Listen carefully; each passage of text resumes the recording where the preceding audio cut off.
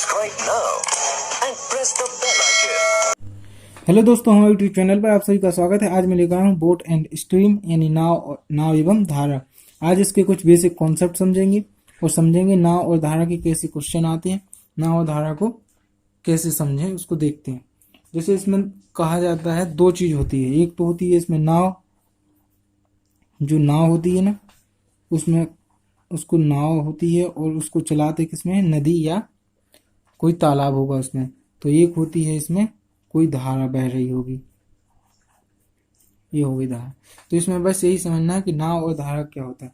एक इसमें सबसे मेन इंपॉर्टेंट पार्ट होता है, फर्स्ट इंपॉर्टेंट ये होता है कि अगर कोई नाव स्थिर जल में चल रही हो यानी शांत जल, कोई बहाव नहीं है, जो अपनी धारा होगी वो दो टाइप से होगी। एक तो होगी तालाब वाली धारा, तालाब वाला पानी जिसमें धारा की कोई स्पीड नहीं होगी पानी की, और एक होगा जो नदिया का पानी आता है तो उसकी कोई पानी की स्पीड होती है, धारा में कुछ गति होती है, वो वाली गति होती है।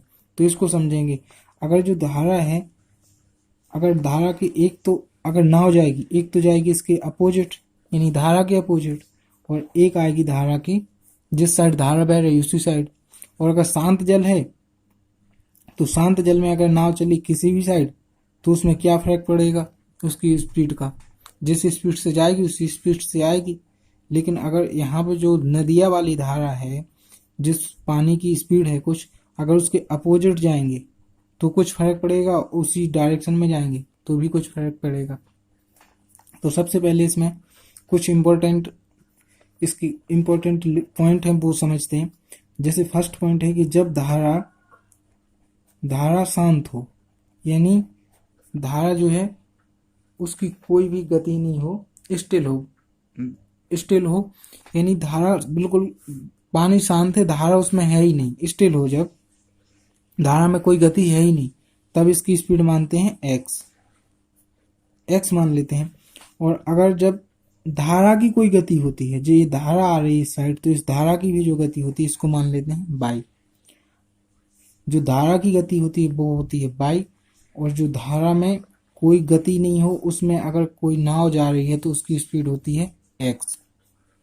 इसके अलावा एक और देखते हैं कि जब धारा की दिशा में अगर नाव जा रही है, दूसरी बात है धारा की दिशा में यानी इस साइड आ रही है बोट और इसी साइड धारा की भी कुछ स्पीड है, तो दोनों की स्पीड जुड़ जाएगी एक्स प्लस बाई। फिर वो बताते हैं कैसे, एक्स प्लस बाई हो जाएगी।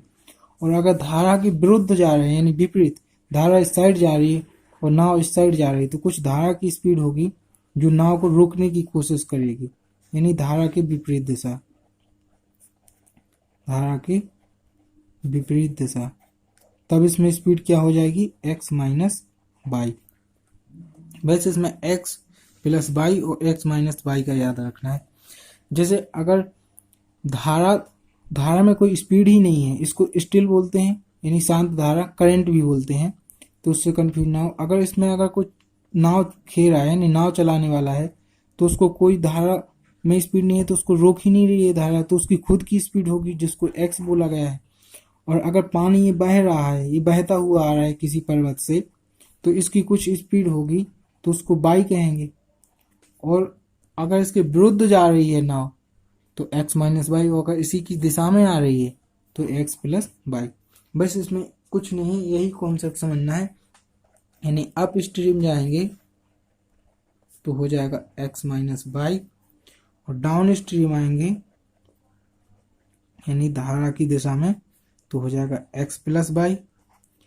और जब शांत जल में रहें, शांत जल में अगर चले तब उसकी स्पीड क्या हो जाती है, शांत जल या स्टिल वाटर, तब इसकी स्पीड हो जाएगी एक्स। और ये स्टिल वाटर की है, और जो उसका स्ट्रीम है यानी धारा की जो गति होगी, स्ट्रीम का वेग होगा, उसको मानेंगे बाई। बस ये चार चीज याद रखना है, फिर पूरा कॉन्सेप्ट क्लियर हो जाएगा। इसके कुछ क्वेश्चन करके देखते हैं, उससे पता चल जाएगा। जैसे क्वेश्चन में कहा गया है क्वेश्चन के पहले ऐसे ही समझते हैं, जैसे कोई नाव है, वो जा रही है 12 किलोमीटर पर आवर की स्पीड से, और वो किस में जा रही है, धारा की दिशा में, यानी डाउन स्ट्रीम, धारा की दिशा, धारा की दिशा में। और जो धारा है उसकी स्पीड है 6 किलोमीटर पर आवर। तो इसकी स्पीड कितनी हो जाएगी, इसकी स्पीड हो जाएगी x प्लस बाई, यानी इसकी स्पीड हो जाएगी 12 प्लस 6, तो कितनी हो जाएगी 18। ऐसे ही अगर क्या जा रही है, ये जा रही है धारा के विरुद्ध, यानी अप स्ट्रीम, अपस्ट्रीम या विपरीत दिशा।